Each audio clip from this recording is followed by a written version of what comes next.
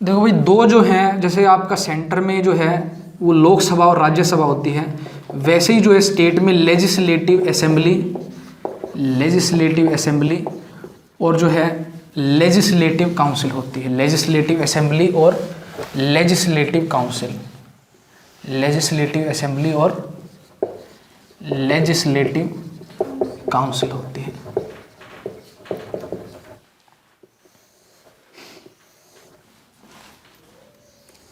Legislative assembly को हिंदी में क्या बोलते हैं? विधानसभा। इसको क्या बोलते हैं? विधानसभा। और लेजिस्लेटिव काउंसिल को हिंदी में बोलते हैं विधान परिषद। विधान परिषद, विधान परिषद।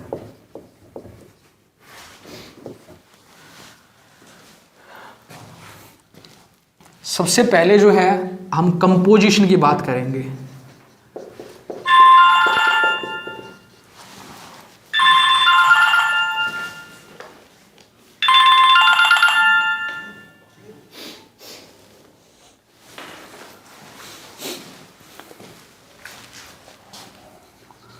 कंपोजिशन की हम बात करेंगे। लेजिस्लेटिव असेंबली में जो है सबसे पहले हम जो है वो कंपोजिशन की बात करेंगे कि भाई कितने सदस्य जो हैं विधानसभा के अंदर होते हैं और कितने सदस्य जो है विधान परिषद के अंदर होते हैं। ठीक है,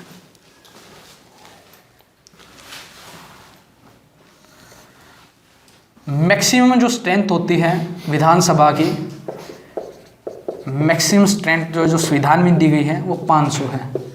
500 से ज़्यादा जो है किसी भी स्टेट में एमएलए नहीं हो सकते। मैक्सिमम स्ट्रेंथ कितनी है? 500 है। 500 से ज़्यादा जो है वो नहीं हो सकते। और मिनिमम जो है वो 60 है। मैक्सिमम जो है वो 500 है और मिनिमम जो है वो 60 है।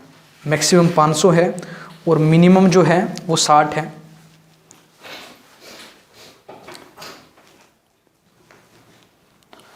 अगर विधान परिषद की अगर बात करें, विधान परिषद की अगर कंपोजिशन की बात करें तो मैक्सिमम स्ट्रेंथ जो है विधान परिषद की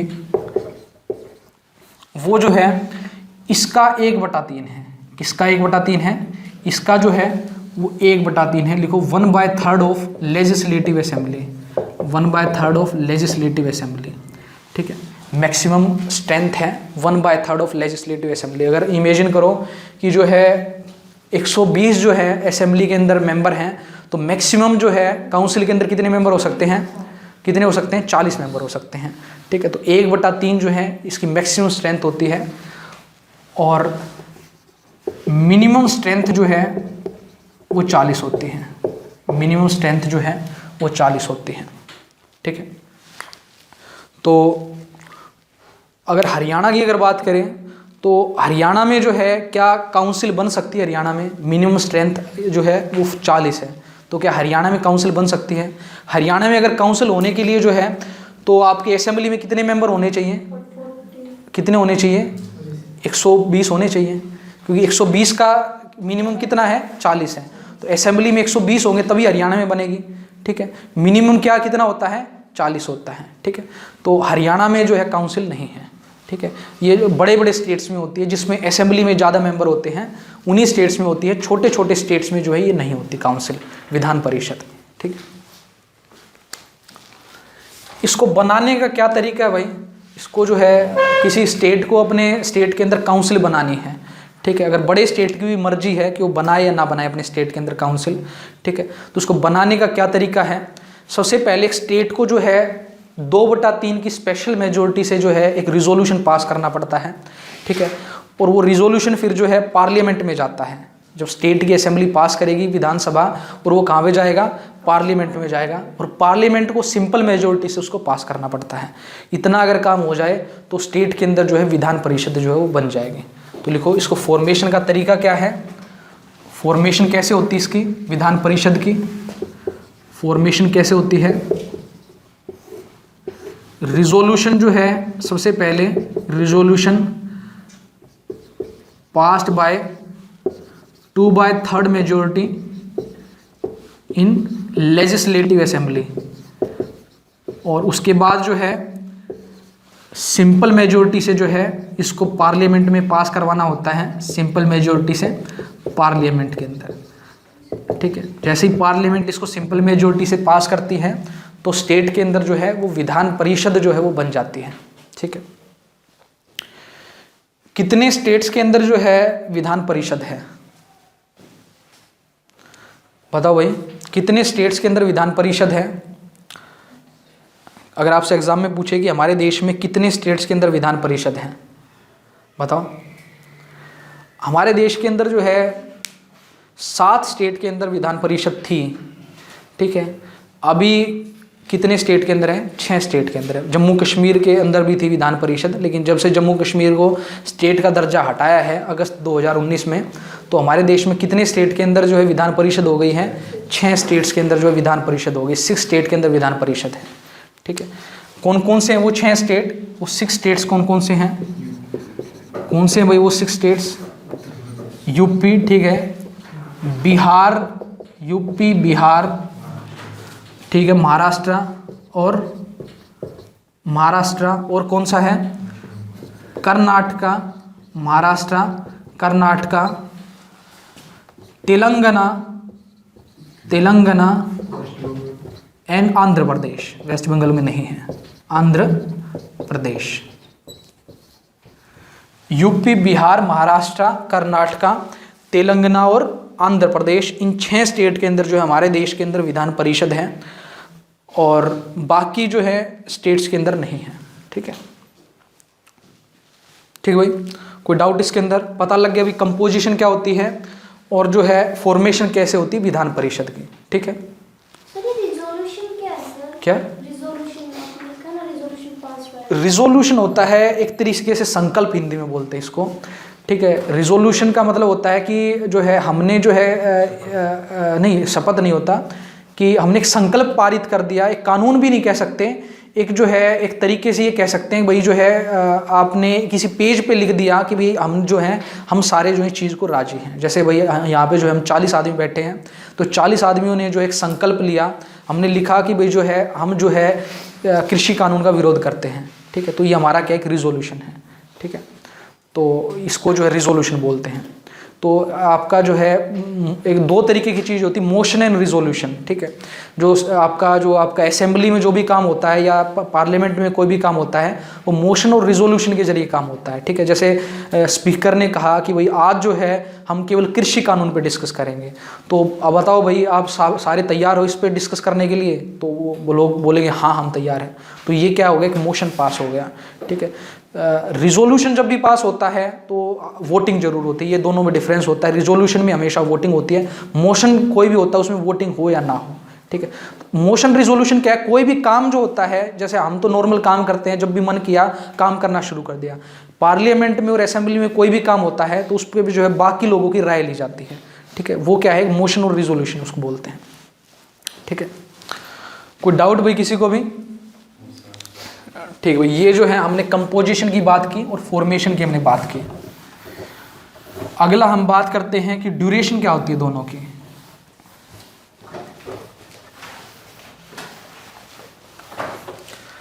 अगला हम बात करते हैं ड्यूरेशन की। असेंबली जो है कितने साल के लिए होती है भाई, बताओ? असेंबली कितने साल के लिए होती है? कितने साल के लिए होती है? 5 साल के लिए होती है। असेंबली कितने साल के लिए होती है? 5 साल के लिए होती है। जैसे पार्लियामेंट 5 साल के लिए होती है, वैसे ही जो है असेंबली भी जो है वो 5 साल के लिए होती है। 5 ईयर के लिए होती है। 5 ईयर कब से 5 साल? फ्रॉम द फर्स्ट मीटिंग, जब पहली विधानसभा की बैठक होती है तब से 5 साल। लिखो 5 year from the first meeting of assembly. 5 year from first meeting of assembly, from first meeting of assembly, first meeting of assembly. 5 साल के बाद जो है गवर्नर इसको क्या कर देते हैं? डिसॉल्व कर देते हैं, और फिर जो है एमएलए की इलेक्शन की जो है वो तैयारी शुरू हो जाती है, ठीक है। एमएलए की फुल फॉर्म क्या होती है? मेंबर ऑफ लेजिस्लेटिव असेंबली, ठीक है। एमएलए की इलेक्शन की तैयारी शुरू हो जाती है। जैसे राज्यसभा को जो है डिसॉल्व नहीं किया जा सकता, सेंटर में हमने पढ़ा था, वैसे ही जो है लेजिस्लेटिव काउंसिल जो है वो डिसॉल्व नहीं होती, ठीक है। लेजिस्लेटिव काउंसिल का जो है वो डिसॉल्व नहीं होती, कोई कार्यकाल इसका नहीं होता, क्योंकि ये डिसॉल्व ही नहीं होती है, लगातार जो है लेजिस्लेटिव काउंसिल वो रहती है। ठीक है, बस इतना याद रखो कि इसके जो है 1/3 मेंबर जो हैं एवरी 2 ईयर में जो है वो रिटायर होते हैं। 1/3 member retire every 2 year. 1/3 member retire every 2 year. इसके जो 1/3 मेंबर जो हैं वो हर 2 साल में रिटायर होते हैं। 1/3 मेंबर रिटायर एवरी 2 ईयर। हर 2 साल में जो है 1/3 मेंबर जो है वो रिटायर होते हैं। एक मेंबर का कार्यकाल जो है वो 6 साल का रहता है। एक मेंबर का कार्यकाल कितने साल का रहता है? 6 साल का रहता है। लेकिन legislative council as a whole dissolve नहीं होती। ऐसा कभी नहीं होगा कि लेजिस्लेटिव काउंसिल में कोई भी नहीं है। 1/3 जो है हर 2 साल के बाद जो है वो जाते रहेंगे और नए आते रहेंगे। ठीक है, एक का कार्यकाल जो है वो 6 साल का रहता है। ठीक है, कोई डाउट इसके अंदर? अगर आपसे एग्जाम में पूछे कि लेजिस्लेटिव काउंसिल को कौन डिसॉल्व कर सकता है, कोई डिसॉल्व नहीं कर सकता, ये डिसॉल्व होती ही नहीं है। लेजिस्लेटिव असेंबली को कौन डिसॉल्व कर सकता है? गवर्नर डिसॉल्व करता है। ठीक है, ड्यूरेशन के बाद हम बात करते हैं इलेक्शन की। ड्यूरेशन के बाद हम बात करते हैं इलेक्शन की। लेजिस्लेटिव काउंसिल का क्या इलेक्शन होता है? इलेक्शन होता है भाई लेजिस्लेटिव असेंबली का, सॉरी लेजिस्लेटिव असेंबली का इलेक्शन होता है भाई। विधानसभा का क्या इलेक्शन होता है? होता है। कैसा? डायरेक्ट होता है, इनडायरेक्ट होता है?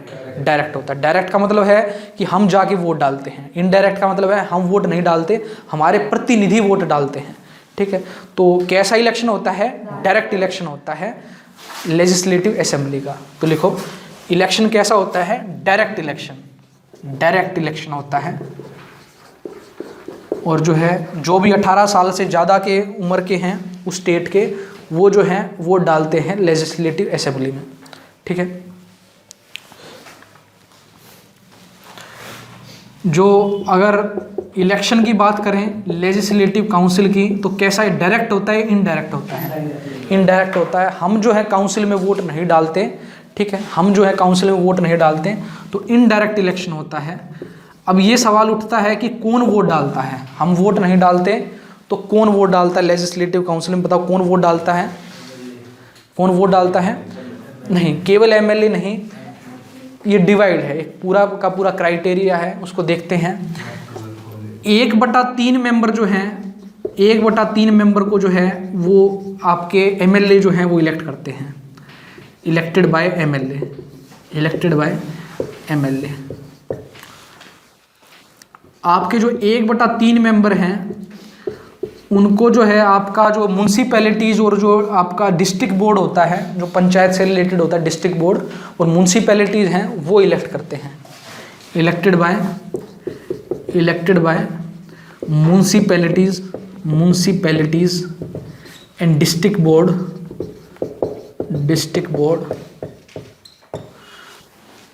ठीक है, 1/3 कितने बच गए? 1/3। 1/3 को 2 भागों में डिवाइड करोगे तो कितने कितने हो जाएंगे? 1/3 को 2 भागों में डिवाइड करो तो कितने कितने हो गए? बताओ, 1/3 को 2 भागों में डिवाइड करो। नहीं, 2/3 नहीं, 1/3 को जो है 2 भागों में डिवाइड करो। ठीक है, 1/3 डिवाइड बाय 2 कितना होगा? 1/6। ठीक है, 1/6 जो है वो गवर्नर नॉमिनेट करता है। 1/6 मेंबर जो है member nominated by governor, governor के द्वारा जो है वो नॉमिनेट किए जाते हैं। ठीक है, कितने बच गए? बताओ भाई, 1/6 बच गए। ठीक है, 1/6 को 2 भागों में डिवाइड करो। 1/6 डिवाइड बाय 2 कितना होगा? 1/12।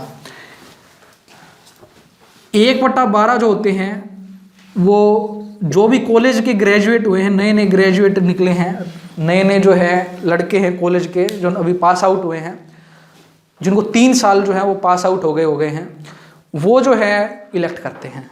ठीक है, देखो 1/12 मेंबर वो हैं इलेक्टेड बाय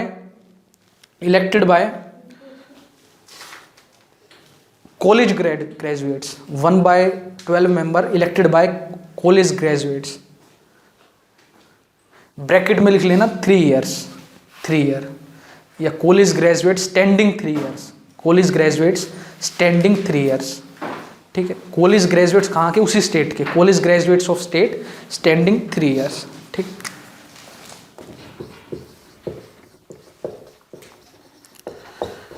कितना बच गया भाई, 1/12 बच गया। जो 1/12 मेंबर होते हैं वो जो हैं, जो स्कूल टीचर्स हैं वो जो हैं नॉमिनेट करते हैं। 1/12 member nominated by school teachers, ठीक है। सेकेंडरी लेवल से ऊपर की टीचर्स होनी चाहिए, सेकेंडरी लेवल से कम वाली टीचर को जो है वो नहीं शामिल किया जाता। जो सेकेंडरी लेवल से ऊपर वाली टीचर हैं वो जो है इलेक्ट करती हैं, इलेक्टेड बाय टीचर्स, अध्यापक जो है वो इलेक्ट करते हैं, ठीक है भाई। तो 1/3, 1/3, 1/6 और 1/6, ठीक है। तो अगर आपसे इस एग्जाम में पूछे कि गवर्नर के द्वारा जो है कितने मेंबर्स को जो है नॉमिनेट किया जाता है, 1/6 मेंबर को केवल नॉमिनेट किया जाता है, बाकी जितने भी हैं वो क्या होते हैं, इलेक्ट होते हैं। नॉमिनेट केवल जो है 1/6 होते हैं, ठीक है भाई। कोई डाउट किसी को भी इसके अंदर, ठीक है। तो ड्यूरेशन हो गई, इलेक्शन हो गया, ठीक है।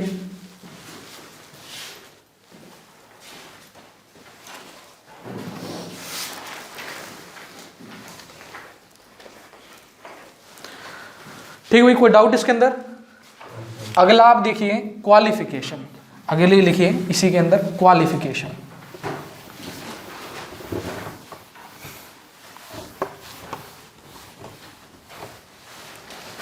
अगला लिखिए qualification.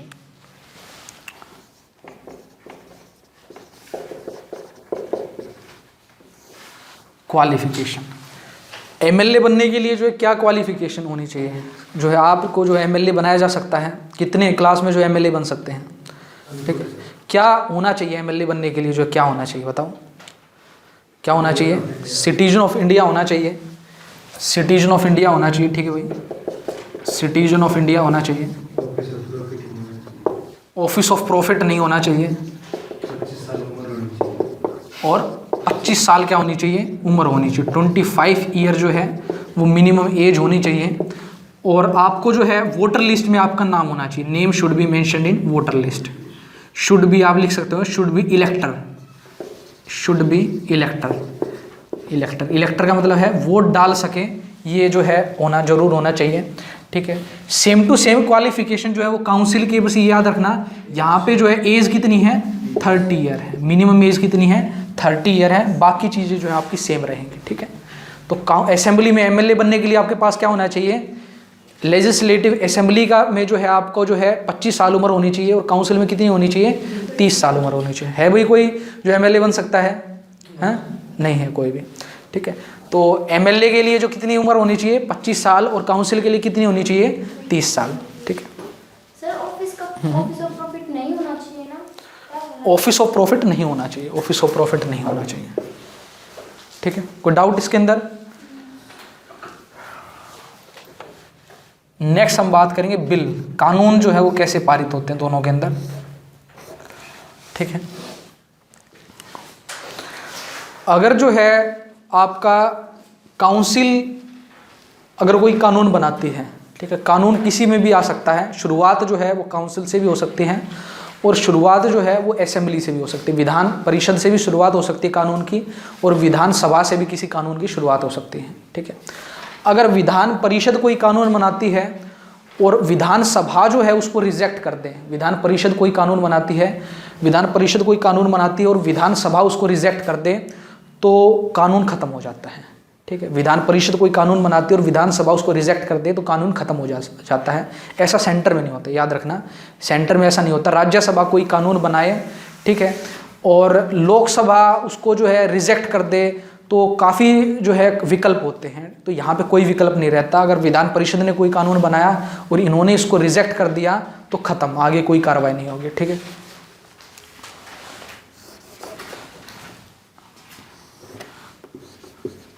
Law made by council, अगर काउंसिल ने कोई कानून बनाया और रिजेक्ट इन्होंने कर दिया तो बिल जो है वो ख़त्म हो जाता है। ठीक है, अगर मान लो जो है कोई कानून जो है असेंबली ने कोई कानून बनाया, law made by assembly, assembly ने अगर कोई कानून बनाया और वो विधान परिषद के अंदर गया, असेंबली ने कोई कानून बनाया और वो विधान परिषद के अंदर गया, विधान परिषद यहाँ पे क्या क्या ऑप्शन है विधान परिषद के पास, बताओ क्या क्या ऑप्शन है विधान परिषद के पास।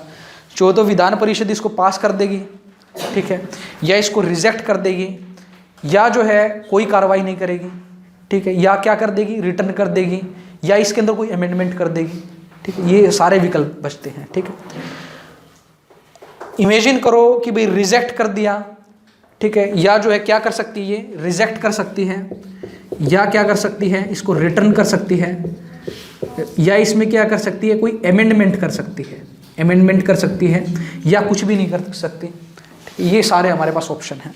ठीक है, अगर मान लो रिजेक्ट कर दिया या रिटर्न कर दिया, ठीक है, या अमेंडमेंट कर दिया, ठीक है, पास कर दिया तो पास हो गया। ठीक है, पास के अलावा रिजेक्ट कर दिया, रिटर्न कर दिया, अमेंडमेंट कर दिया, तो क्या होगा, दोबारा इनके पास जाएगा। ठीक है, दोबारा इनके पास चला गया, ये फिर से उसी कानून को जो है वापस भेजेंगे, फिर से उसी कानून को वापस भेजेंगे, तो इस बार जो है वो पास हो जाएगा। अगर ये करें या ना करें, इस बार वो पास हो जाएगा। ठीक है, शुरुआत में जो है ये इसको 3 महीने के लिए लटका सकते हैं, 3 मंथ। ठीक है, क्या हो सकता है कि भाई 3 महीने तक कोई भी एक्शन ना लिया, 3 महीने तक कोई भी एक्शन ना लिया तो वापस कहाँ आ जाएगा, यहाँ पे आ जाएगा। दोबारा इन्होंने पास किया तो 1 महीने में कानून जो है अपने आप पास हो जाएगा। अगर दूसरी बार भी इन्होंने कुछ भी नहीं किया या रिजेक्ट कर दिया तो ऑटोमेटिकली कानून पास हो जाएगा। तो अगर आपसे एग्जाम में पूछें कि मैक्सिमम कितने जो है दिन तक जो है काउंसिल किसी कानून को लटका सकती है, कितने दिन तक लटका सकती है, 4 महीने तक मैक्सिमम लटका सकते हैं। तो एसएससी में एक बार एक क्वेश्चन पूछा गया है कि मैक्सिमम जो है लेजिस्लेटिव काउंसिल किसी भी कानून को मैक्सिमम कितने समय तक लटका सकती है, 4 महीने तक लटका सकती है। शुरुआत में 3 महीने के लिए और बाद में 1 महीने के लिए। ठीक है, 4 महीने के बाद ऑटोमेटिकली कानून जो है वो पास हो जाएगा। ठीक है भाई, कोई डाउट इसके अंदर? ठीक है, क्वेश्चन देखते हैं जो प्रीवियस ईयर एग्जाम में आए हुए हैं।